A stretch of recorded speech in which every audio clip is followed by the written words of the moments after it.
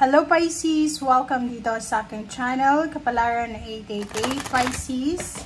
Happy birthday doon sa mga Pisces na magba-birthday this week. Okay, so ito ay weekly tarot reading tayo guys, Pisces, from March 17 hanggang 23 of 2025. So, paki-comment sa comment section if you're resonated. Like and share, paki-subscribe. Maraming salamat doon Pisces sa mga patuloy na nanonood dito sa ating channel. Okay? Tingnan natin kung ano yung message para sa iyo. Okay, Pisces. Okay, Pisces. So, first two cards tayo. Ang unang dalawang barahan na lumabas sa iyo is number 35, number 8, money. Number 5, it's all about change.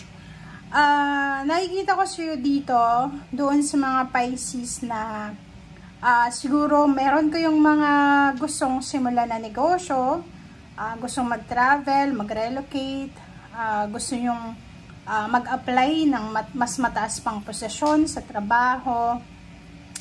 Meron kayong kausap or karelasyon na nasa ibang bansa, kung ikaw ay nasa Pilipinas. Meron kang prospect na bansa na kung saan doon gusto mong mag-retire.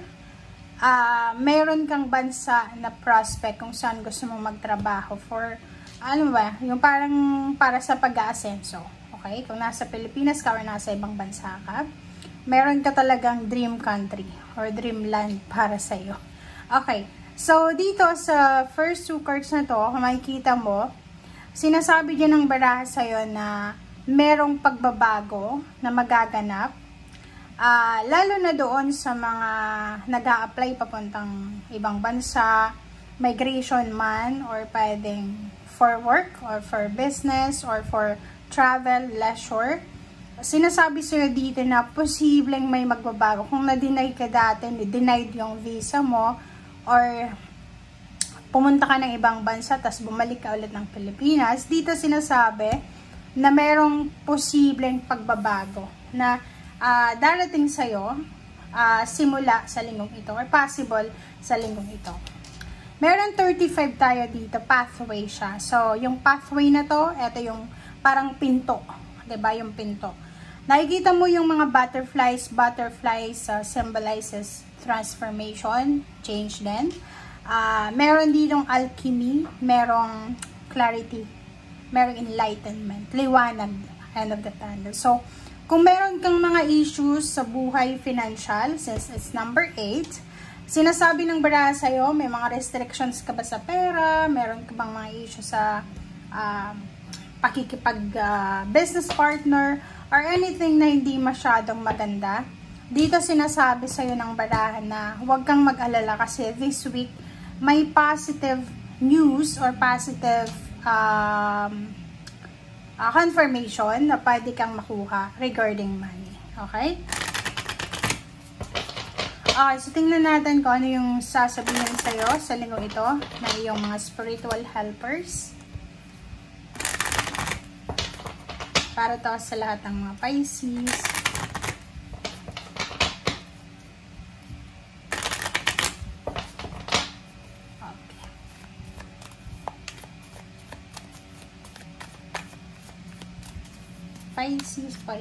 Pisces. Peacock. First card. Second card is good fortune. Wow! Congratulations, Pisces. Kasi sinasabi ng baraha talaga na may good fortune, good luck ka na posible. Oh, gratitude. Okay, so yung yung second deck mo, meron kang 3 cards dito na nagsasabi sa'yo na good luck, good fortune.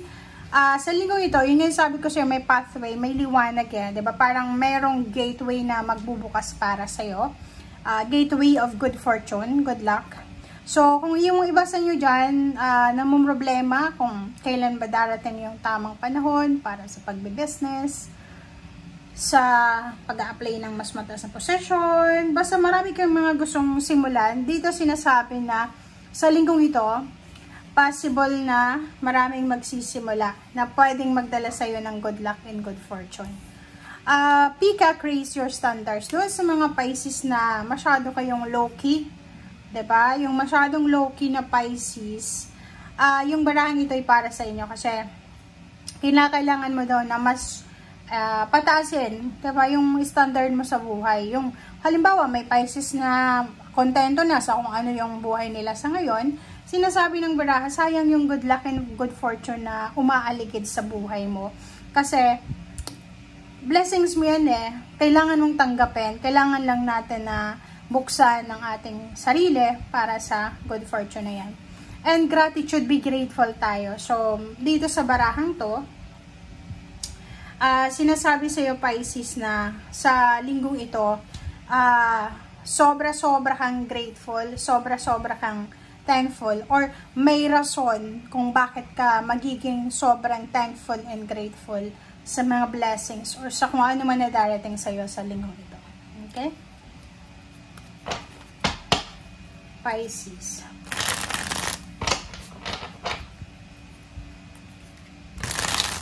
Pakicomment nga guys sa comment section kung yung liwanag is tama lang. Kasi pag sobrang liwanag, nakakasilaw din.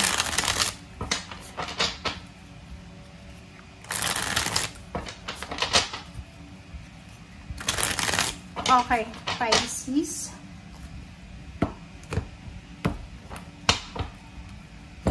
Okay, first card natin is Two of Swords.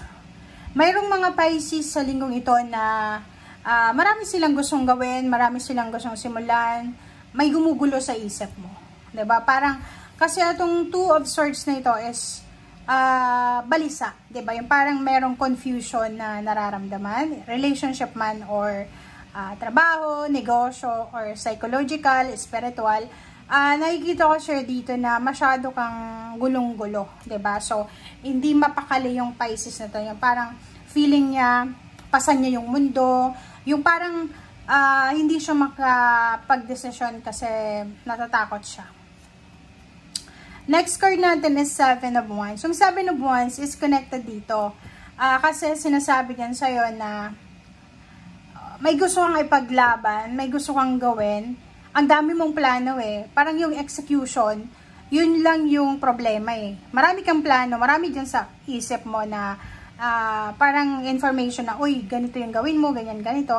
Pero yung execution lang, yung action, parang nahihirapan kang isa-action ito or isa-gawa. Okay? So, meron ka ditong King of Wands. So, it's work. Diba? So, nakikita ko sir dito, pwedeng yung iba sa inyo dyan, Pisces, tungkol sa trabaho to.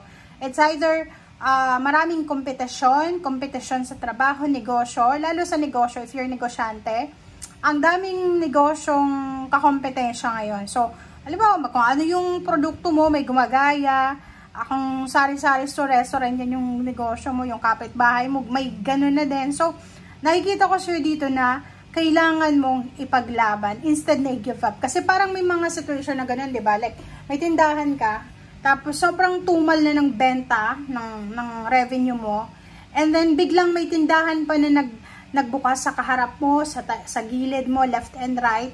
So, instead na i-give up mo yung tindahan mo, sinasabi dito na ilaban mo pa rin. And mag-focus ka sa kung ano yung sinimulan mo. Isipin mo paano ka ba nagsimula. Kasi, like for example, kung natatakot ka sa competition, sinasabi dyan ng baraha, sa mall nga, diba, magkakatabi-tabi yung tindahan, diba? So, healthy competition, isipin mo na lang na lahat ng tao sa mundo ay may kailangan ngayon, kailangan ng pera, so kailangan ng makipagsapalaran. So, dito sinasabi sa'yo na instead na i-give up mo, ituloy mo lang kung anong ginagawa mo. Okay. Next card natin is Four of Swords. Doon sa mga Pisces na medyo exhausted, drained, wasted yung energy nila. Kasi gano'n naman hindi naman robot yung mga Pisces na minsan nakakaramdam din ng pagod, ng antok, ng puyat, ng pagkagutom, ng atensyon. So, dito sinasabi sa'yo, Pisces, na if you're feeling neglected or feeling sad, feeling hopeless, helpless, may fear, may meron kang guilt feeling may regrets ka, take a rest. Okay? Sa linggong ito, bigyan mo ang sarili mo ng time para makapagpahinga. Bigyan mo ang sarili mo ng time para makapag-rest. Bigyan mo yung sarili mo ng time para makapag-refresh, replenish ng energy mo. Okay? Next card natin is Chariot. Oh, wow. Major Arcana yung Chariot. Yung Chariot, guys, is all about success. It's all about progress. It's all about achievements. It's all about travel, relocation, parang transformation siya. It's a number 44. Kung makikita mo dito, number 7 siya, pero it's number 44. So, sinasabi ng baraha mo dyan na this week ay posibleng magiging stable ang takbo ng iyong buhay, lalo na doon sa mga nagta-travel or lalo yung trabaho niya ay related sa travel or cargo, transport, seaman, stewardess, piloto, parang ganon, driver, parang ganon. So, nakikita natin dito na sobrang progressive. And dito sa baraha mo tong The Chariot, sinasabi na binibigyan ka ng pag-asa ng Panginoon or parang suporta ng universe.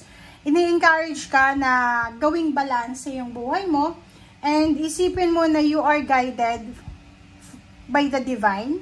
And at the same time, sinasabi sa'yo dito na mag-focus ka lang sa kung ano yung goals mo para sa manifestation. And sure na may stability, may strength, and merong parang fulfillment ka na mararamdaman. Okay? So, sinasabi ng baraha sa'yo na it's a yes card ito.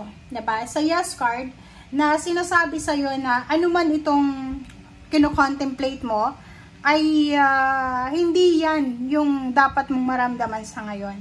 And etong Chariot card na to, sinasabi na lahat daw ng gusto mo sa buhay, tingnan mo, triumphant success to through determination, through strength, through positivity, self-control, lahat ng obstacles and challenges mo ay mapagtatagumpayan mo. Major Arcana siya, so ini-encourage ka ng barahang ito na if ever may mga challenges tayo na kinakaharap, kailangan natin na harapin. Okay? Harapin natin yung takot natin and be confident na sa lahat ng barriers, sa lahat ng mga obstacles and challenges na yan, na kayang-kaya mo yan na pagtagumpayan. Okay? And itong Chariot din, sinasabi sa'yo na marami kang mga personal and professional na ma-accomplish. Okay? Kung mamarapatin mo lang na bigyan ng focus and strength and clarity. Yung parang pag binigay mo talaga yung talagang focus mo, ay talagang ibibigay din sa'yo ng universe kung ano yung kailangan mo. Okay? So, etong Chariot card na to ay parang tinutulungan ka na parang reminders rin sa atin na be courageous, lalo sa linggong ito.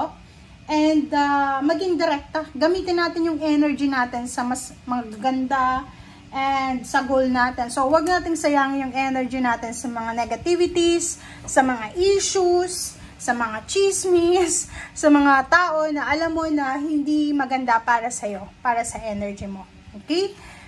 And June, so dito din sa Page of Pentacles, sinasabi ng baraha sa'yo na posibleng sa linggong ito matanggap mo yung sweldo mo, or posibleng sa linggong ito may mga Pisces na magba-birthday, pwedeng makatanggap kayo ng regalo from far places, from your relatives, from your friends.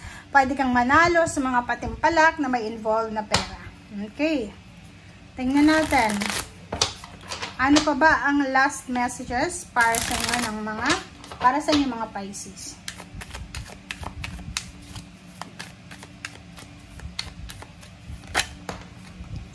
Okay.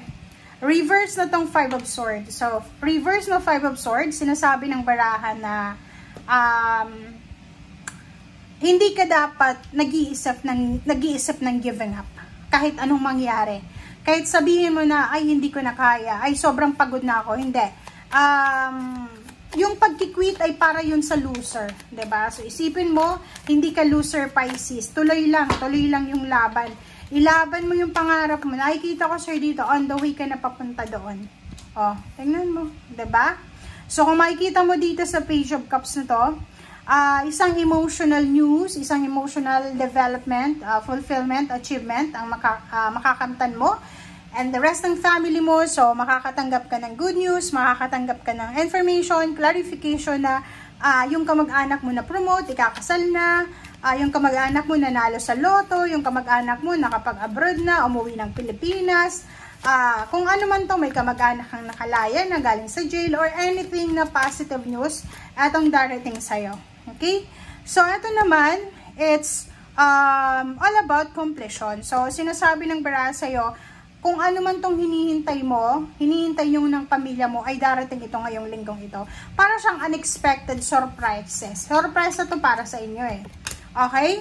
And dito naman sa Justice card, sinasabi sa'yo dito na good karma, good fortune.